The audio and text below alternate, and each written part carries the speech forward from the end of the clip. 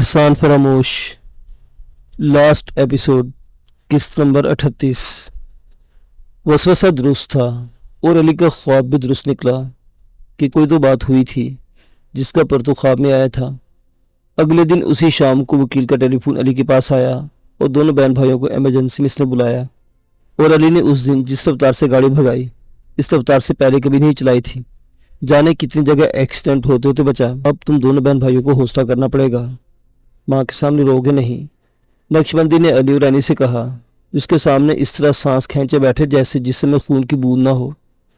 دونوں کے چہروں پر ہوائیاں اڑ رہی تھیں۔ وکیل صاحب انہیں یہ ہولناک خبر سنا چکے تھے کہ صبح 6 بجے شمیلہ کو پھانسی ہو جائے گی، اور یہ کہ اپیل کا ابھی تک کوئی جواب یا رد عمل سامنے نہیں آیا، لہذا جیل کے حکام نے آج شام کو شمیلہ کے قریبی عزیزوں کو ملاقات کے لیے بلایا ہے۔ قریبی عزیزوں میں کون تھا؟ ایک بیٹا اور بیٹی جو اس شام وکیل صاحب کی ہمراہ ماں سے ملنے سیل میں گئے اور تقریباً 2 گھنٹے تک ملاقات جاری رہی۔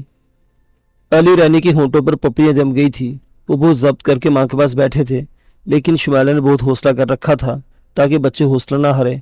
اس نے بچوں سے بہت اچھی طرح ان کے مستقبل کے حوالے سے باتیں کی اور ان کے ساتھ اس طرح کوئی ذکر نہیں کیا جس سے وہ خود حوصلہ ہار جائے یا بچے زور و قطع رونے لگے۔ ملاقات کے دوران جیلر اور وکیل صاحب الگ کھڑے رہے اور کئی بار ماں بچوں کے درمیان بہت دلسوز اور جذباتی مناظر دیکھنے میں آئے، اور آخرکار بچے جذبات کی امڑتی لہروں کو کنٹرول نہ کر سکے اور نصف رات کے قریب زار و قطع روتے ہوئے چلے گئے۔ رات کے 12 بج چکے تھے اور شمیلہ کو یہ خبر دی جا چکی تھی کہ صبح اسے پھانسی دی جائے گی۔ رات کو ایک ڈاکٹر اس کا طبی معائنہ بھی کر چکا تھا اور شمیلہ کو ہر طرح سے جسمانی اور ذہنی طور پر مکمل فٹ پایا تھا۔ آپ کو ایک انجیکشن لگا دینا چاہتا ہوں کہ آپ کم از کم 4 گھنٹے تک سو سکیں، ڈاکٹر مشورہ دیتے ہوئے کہا۔ نہیں ڈاکٹر صاحب، میری زندگی کی ایک ہی رات تو باقی ہے، وہ بھی نصف، میں اسے سو کر نہیں جا کر گزارنا چاہتی ہوں۔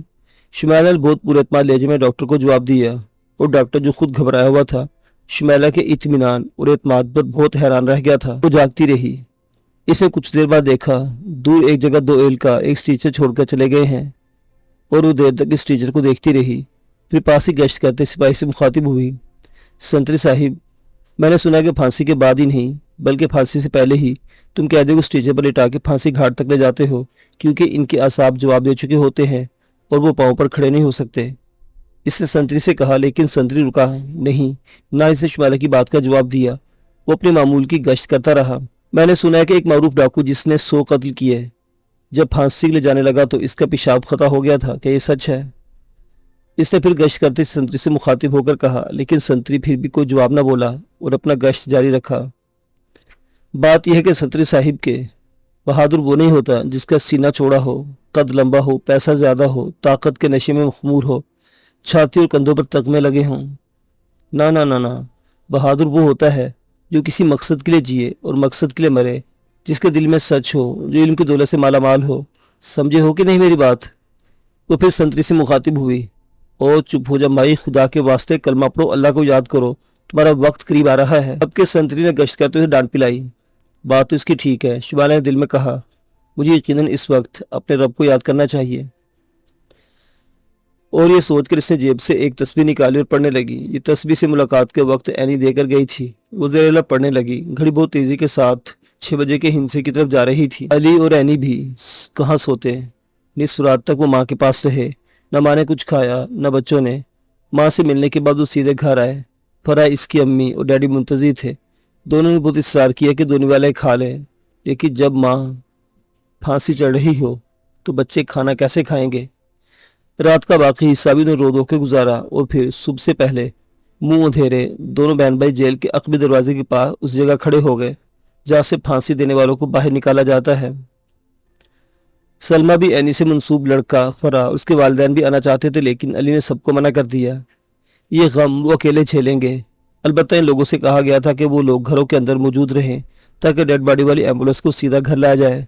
سو علی اور عینی جیل کے عقبی اور ویران دروازے پر رات کے اندھیرے میں کھڑے صبح کاذب کا انتظار کر رہے تھے، اور ایمبولینس کو انہوں نے جیل کے مرکزی دروازے پر سٹینڈ بائی رکھا ہوا تھا۔ ڈرائیور کے پاس موبائل تھا اور علی نے اس کو ہدایت دے رکھی تھی کہ جو ہی وہ اسے موبائل پر فون کرے وہ ایمبولینس عقب میں لے آئے۔ علی آج پھر اسی طرح ٹونے خواب کی شکل میں بہن کے ساتھ اندھیرے میں کھڑا تھا جیسے 2 سائے ہوں۔ پرندے اس کے خوابی کی طرح بیدار ہو کر وقفے وقفے سے پھڑپھڑا رہے تھے، اور شاید اڑنے سے پہلے شمیلہ کی روح کے قبض سے انصری سے اڑنے کے منتظر تھے۔ یعنی تم تو کہتی تھی کہ ڈرونے خواب کی تعبیر روشن ہوتی ہے، لیکن یہ تعبیر تو خواب سے بھی زیادہ ڈرونی ہے جو ہم آج دیکھ رہے ہیں۔ علی نے اینی کا ہاتھ تھام رکھا تھا اور پھر رقت بھری آواز میں کہا، اور اینی بھائی کے کندھے سے لگ کر ہچکیاں لیتے ہوئے کہنے لگی، کیا وقت ہوا ہے بھائی؟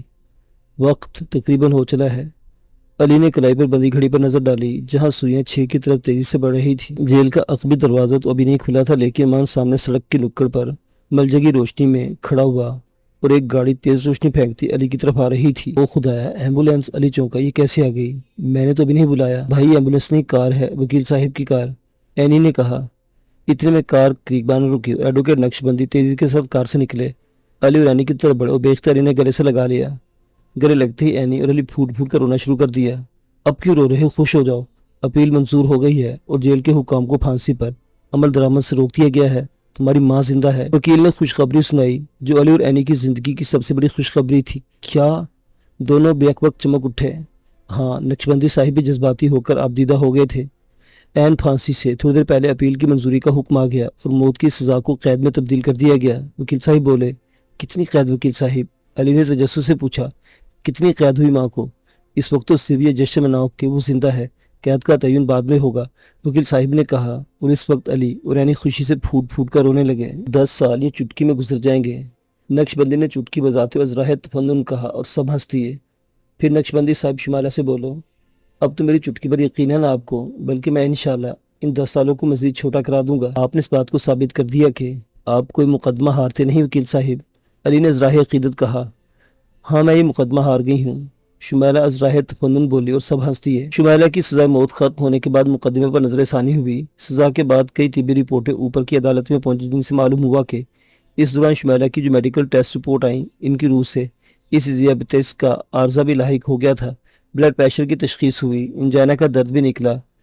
اس کے دیگر حالات اور قوائف پر بھی غور کیا گیا اور اسے پھانسی کو 10 برس کی قید میں تبدیل کر کے بی کلاس دے دی گئی۔ اس کوٹری میں غالباً ایک قیدی عورت مزید ہونی چاہیے تھی، لیکن سرے دست وہ اکیلی تھی۔ اس دن اس کے ساتھ ملاقات کا خصوصی دن تھا اور شمالہ کے تمام متعلقین ملاقات کے لیے موجود تھے، جن میں علی اور اینی، فرا کی ماں باپ سلمہ بھی اور وہ لڑکا جو اینی سے منسوب تھا، اور سارا خاندان شمالہ سے شادی کی تاریخ مقرر کرنے کی اجازت طلب کرنا چاہتا ہے۔ شادی کی تاریخ مقرر کریں آپ کہ میرے بچے 10 برس تک میرا انتظار کریں گے؟ نہیں، آپ تاریخ مقرر کر دیں۔ شمالہ نے فرا کے باپ اور سلمہ بی سے کہا، آپ کے سمجھتی ہیں یہ شادی آپ کی شرکت کے بغیر ہوگی؟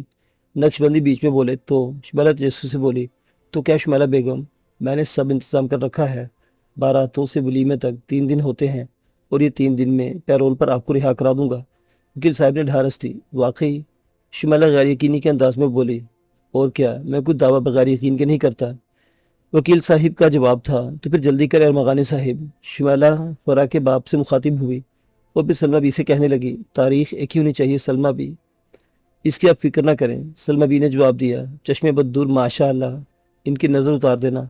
اس نے ایک سرسری سی نگاہ علی، اینی اور فرا اور ہونے والے داماد پر ڈالتے ہوئے کہا، یہ کام آپ مجھ پر چھوڑ دیں۔ اب کے زرینہ بول پڑی جو کافی دیر سے خاموش بیٹھی تھی۔ اسی طرح ہنسی خوشی کی باتیں کرتے ملاقات کا وقت ختم ہو گیا اور جب سب رخصت ہو کر جانے لگے تو شمالہ نے علی اور اینی کو روکا۔ علی، اینی ایک منٹ، شمالہ نے پکارا تو دونوں رک گئے۔ باقی لوگ بھی ذرا سا آگے ہو کر رکے کہ شاید شمالہ نے بیٹے بیٹی سے کوئی خاص پرائیویٹ بات کرنی ہے۔ جی امی، علی پلٹا، جی ماں جی، اینی بھی قریب آئی۔ ویسے تو وکیل صاحب نے یقین دلایا کہ میں شادی میں شریک ضرور ہوں گی، لیکن قید ہے، کیا کہہ سکتی ہوں۔ اسے میری طرف سے پیشی مبارک ہو بچوں، اور میری دعائیں ہمیشہ تمہارے ساتھ رہیں گی۔